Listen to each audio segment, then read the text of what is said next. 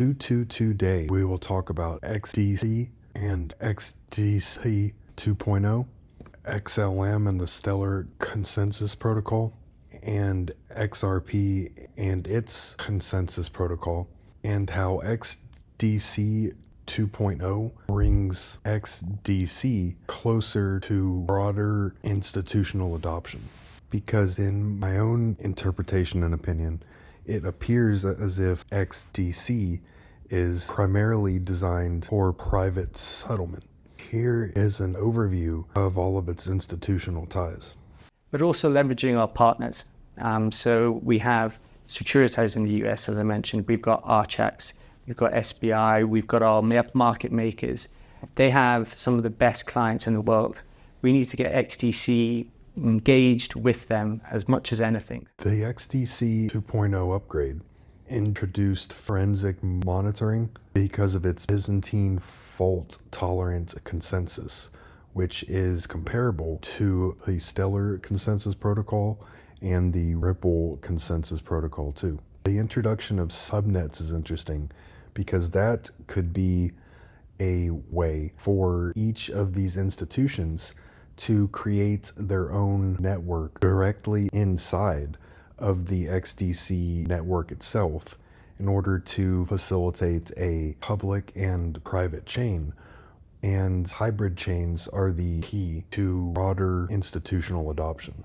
And at the end of September, XDC 2.0 was complete. 2.0 provides almost unlimited scalability and demand from institutions from staking, and they can see staking going parabolic. And the interesting thing about these comments is that if you look at the consensus protocols of XLM and XRP, there's not really a way to stake on the network itself and earn rewards off of that, which makes it much more appealing to institutional adoption because there are no unidentified third parties involved here. However, with XDC 2.0 directly talking about institutional staking, that could be a way for the private facing and private settlement to pay out yields to verified institutions and verified investors in the specific institutional subnets that are created on the network itself. And it does appear to be a lot faster as well. On October 1st of 2024, it was averaging about 43 transactions per second compared to XRP at about 20. And it spiked as high as 500. In order to explain the XDC Delegated Proof of Stake 2.0 protocol and compare it to the Stellar Consensus Protocol and the Ripple Consensus Protocol too, I will be taking advantage of AI to help explain it and to compare how XDC 2.0 upgrade can create a lot of opportunity for specific institutional applications.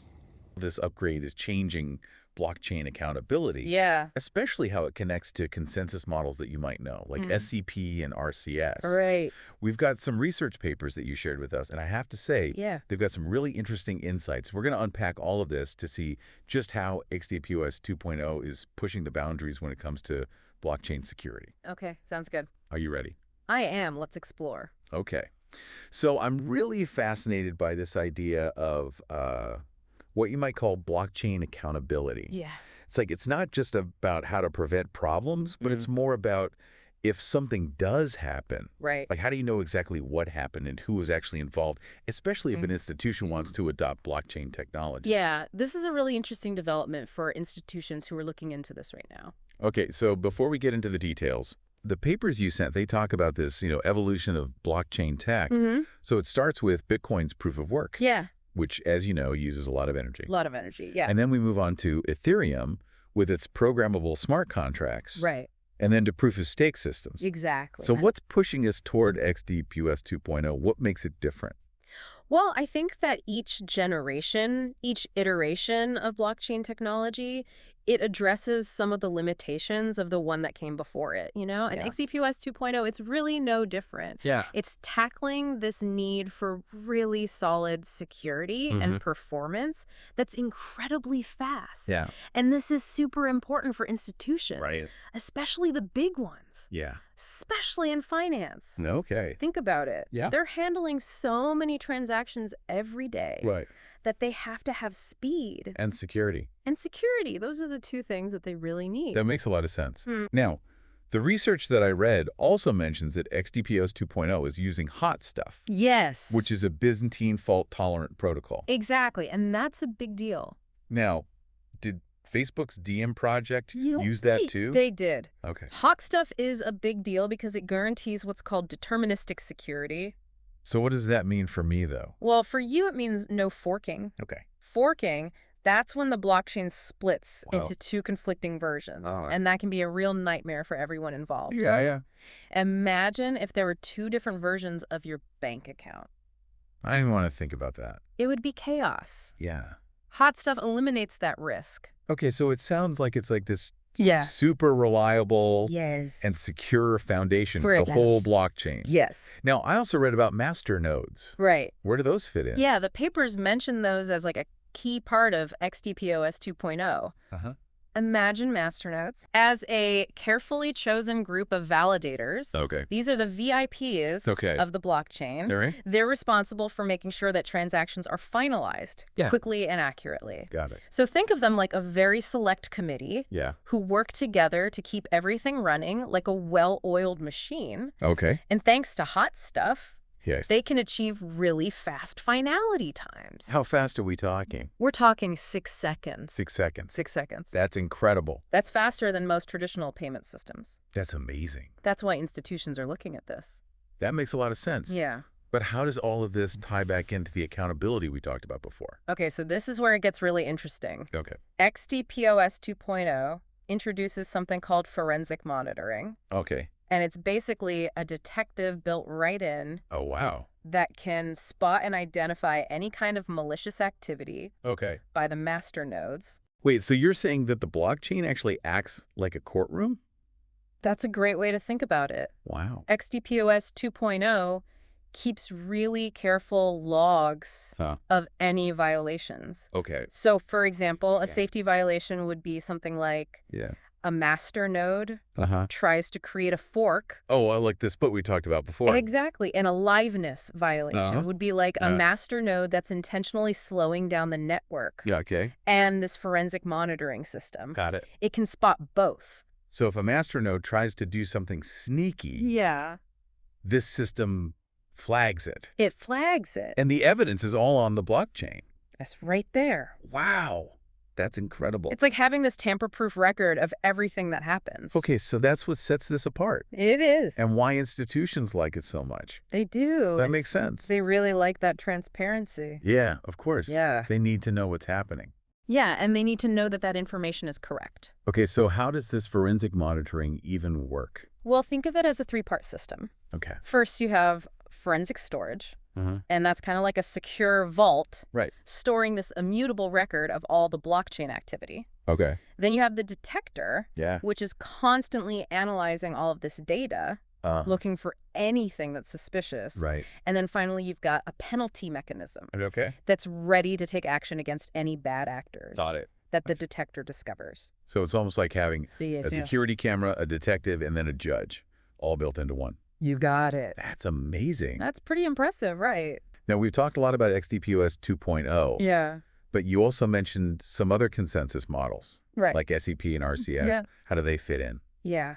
That's a great question. Yeah. That takes us right to the core of how trust works in these blockchain systems. Okay. So XDPoS 2.0, like a lot of systems that institutions use, Right. relies on what's called a known and agreed upon group of validators, those master nodes that we were talking about. Right. Everyone knows who's responsible for security. Got it. But SCP and RCS, Yeah. they work a little differently. So they don't use master nodes. Not exactly, no. Yep. SCP and RCS are really designed for systems that are more open, more federated. Okay. And so instead of having a central authority that says, okay, these are the validators, Right. in a federated system, each node actually gets to choose who it trusts. So it's almost like a network of trust. Exactly. Where each node picks Yeah. its own group of validators that it trusts. Exactly. That's a great way to put it. Okay. And the way that they reach consensus, it's really fascinating. Yeah. They both rely on what's called quorum slices. Quorum slices. Quorum slices. And it's like this. Each node has its own group of nodes that it trusts. Okay. It's its own slice. Got it. But for any decision to be made, these slices have to overlap. So even though the trust is distributed, there's still some kind of common ground. There is. That holds the whole system together. That's right. That's exactly right. That's really interesting. It is. And what's really cool is that this idea of overlapping trust, it's kind of similar to how the internet itself works. You have all these different networks that connect through agreements. Okay. And no single entity controls everything. Right. And quorum slices in SCP and RCS, they kind of work the same way. Creating a web of trust across the whole system. Okay, so if all these federated systems are so good, why is XDPoS 2.0 going this more traditional route? Well, it's because XDPoS 2.0 is targeting institutional adoption specifically. And institutions, by their very nature, they kind of operate within these established frameworks. They like to know. They like to have those really clear lines of accountability. They need to know who to blame if something goes wrong. Exactly. Right. They need to know who to hold responsible. Yeah, that makes a lot of sense. So they want a system where they know who the validators are. Exactly. It's like knowing who's running the bank. That's a great way to put it. Right. Yeah. So that's where the forensic monitoring really comes in for XDPoS 2.0 and gives them that extra layer. It's that extra layer of assurance. Of assurance and transparency. Exactly. So they feel comfortable. And they need that. Yeah. To feel good about it. Of course. It's like this built-in security system for their blockchain transactions. It's almost like they're getting the best of both worlds. They get the innovation of blockchain. Yes. And the security of a more traditional system. That's right. That's really interesting. They're bridging that gap. Yeah. Between the new world of blockchain and the established world of institutional finance. It's a pretty cool development. Yeah. It's fascinating to watch this unfold. Now, this has been incredibly insightful. Yeah. Before we go on, I want to make sure I've got all the important stuff. Sure. Can we do a quick recap? Of course. Yeah. So here's what we've talked about so far. Okay. Blockchain technology, it keeps evolving. And each generation addresses the issues of the one before. XDPoS 2.0 is all about combining security and high performance with accountability that institutions really like. And it achieves this through hot stuff, which stops forking and makes sure everything is resilient. And then we have master nodes, which are like that trusted committee that finalize those transactions very quickly. Then the real groundbreaker here is forensic monitoring. That's like having a detective built right into the blockchain. It can detect and identify any bad behavior from the master nodes.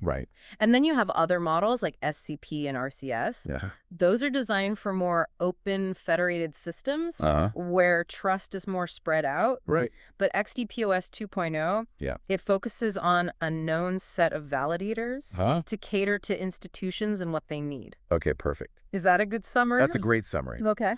So now that we understand how XDPoS 2.0 actually works, I'm curious.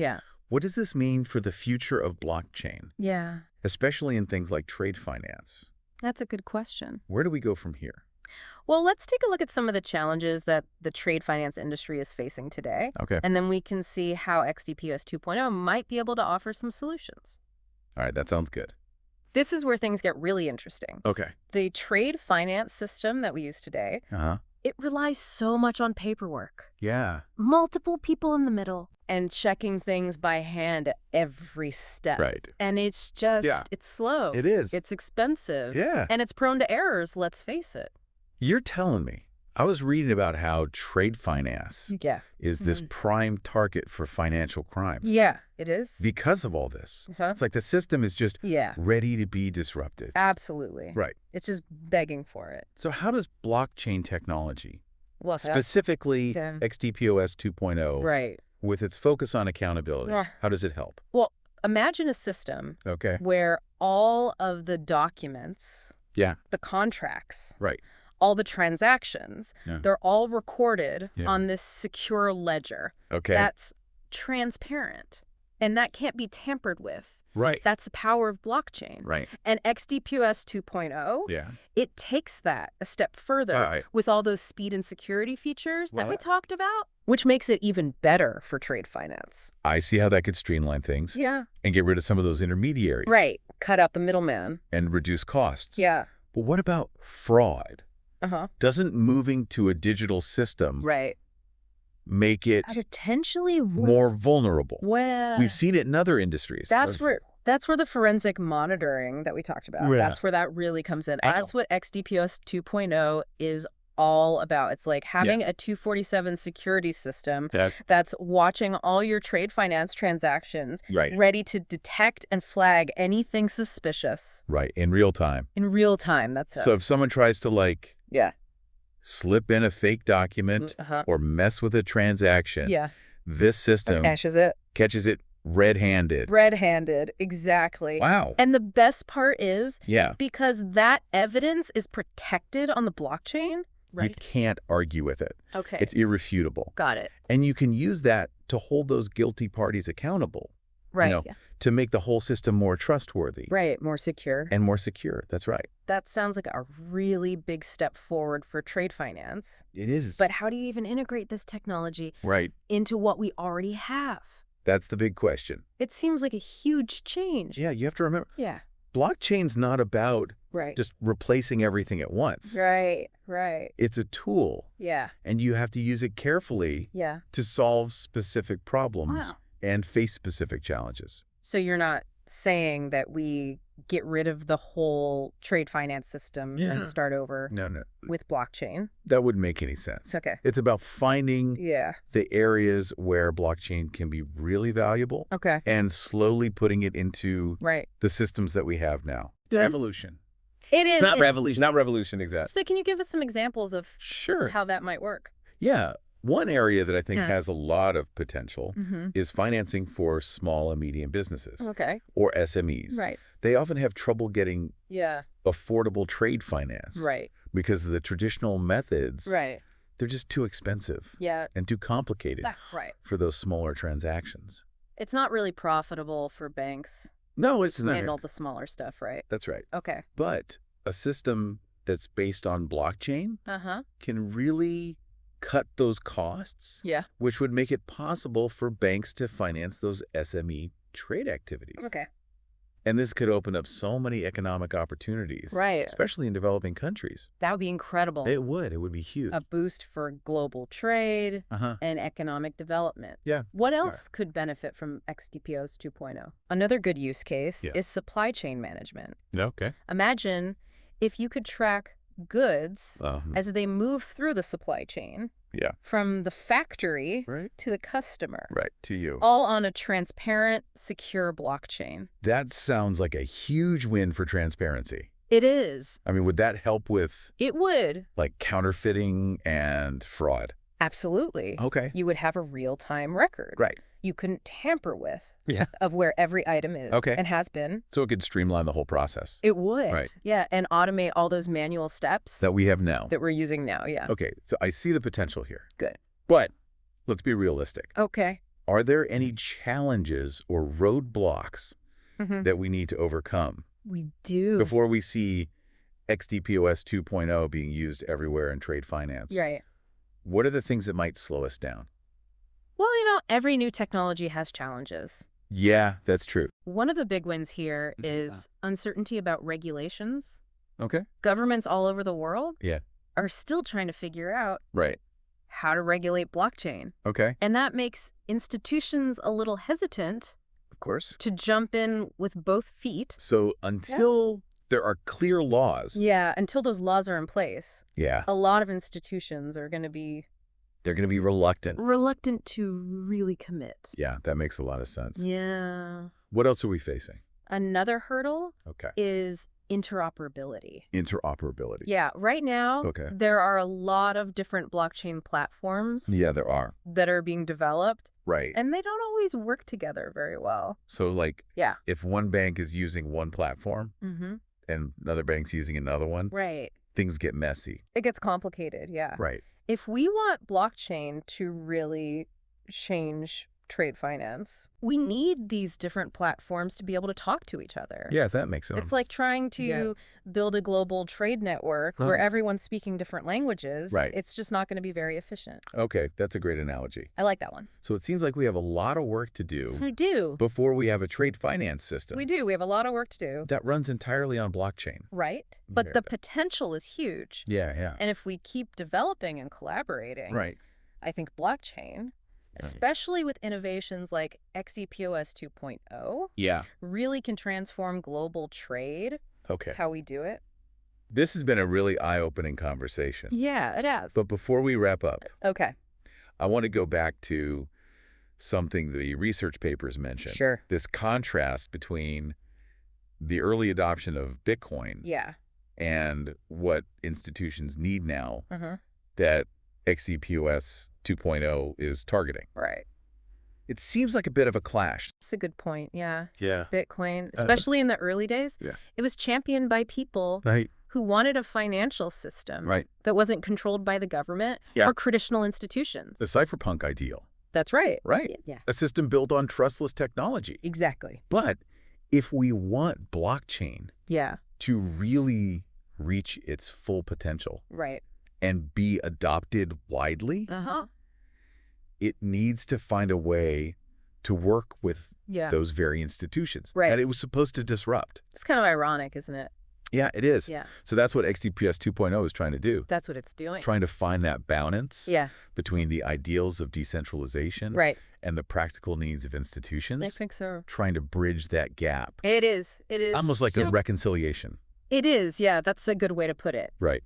The early adopters of Bitcoin had a great vision. But I think the future of blockchain is really about collaboration and finding solutions that work for everyone. So XDPoS 2.0 is at the forefront of this. Yeah, I think it is. It's leading the way. It's paving the way. Absolutely. Yeah. It's a sign that the technology is maturing and that people are realizing that blockchain can be a really powerful tool to improve the systems we already have. Okay. Not just to completely replace them. Right. Yeah. It's about finding that balance. Yeah. And building a future where everyone benefits. Now, this brings up a question for me. Okay. If XDPoS 2.0 is all about institutions, what does that mean for regular people like us? Yeah, that's a great question. Yeah. What about individuals? Will we still have a place in this new blockchain world? That is a great question. Yeah. And it deserves a proper discussion. Yeah. And that's exactly what we're going to do in the next segment. We're going to look at what XDPoS 2.0 could mean for both institutions and individuals. Right. And we'll also explore whether this is really ushering in a new era. Okay. Blockchain 4.0. Okay. All right. Stay tuned. Welcome back to our deep dive into XDPoS 2.0. Yeah, welcome back. Last time we were talking about what this institutional focus could mean for people like you and me. Yeah, what about the individual users? The regular people. Right. Does this shift leave us behind? That's a valid concern. Right. Because, blockchain was originally this idea of empowering individuals, giving them more control over their finances and data. So it's understandable to wonder if that vision's getting lost in this whole push for institutions to adopt it.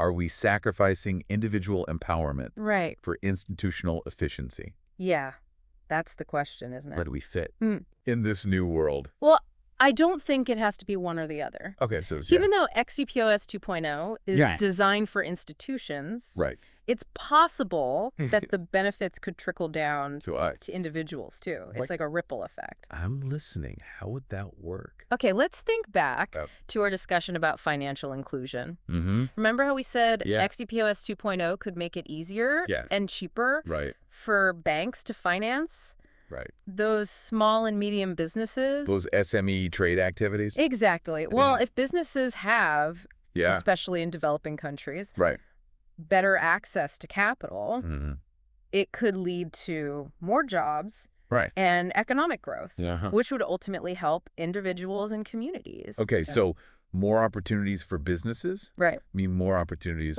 for regular people. Exactly. a chain reaction of positive economic impact. That's a good way to put it. Right. Yeah. Now, remember, Okay. XDPoS 2.0 is built on a public blockchain. It is. So anyone can participate. That's right. Right. Yeah. Individuals could still use the XDC cryptocurrency for peer-to-peer transactions. Yeah. Just like they do with... Like with Bitcoin. Bitcoin or Ethereum. Or Ethereum, right? It's not like we're being shut out. We're not being excluded. No, individuals are still welcome. So both institutions and individuals can be part of the blockchain network. That's the beauty of it. Right. Right. It's about everyone. It is. Using the features that work best for them. Exactly. And as this technology develops, maybe we'll see new things. Right. Specifically made for individuals. Like, what are we talking about? Well, you could imagine decentralized lending platforms where people can borrow and lend money directly to each other. Okay. Cut out those middlemen. Yeah, no more fees. And all those fees. Yeah. Think about secure digital identity systems that give you more control over your data.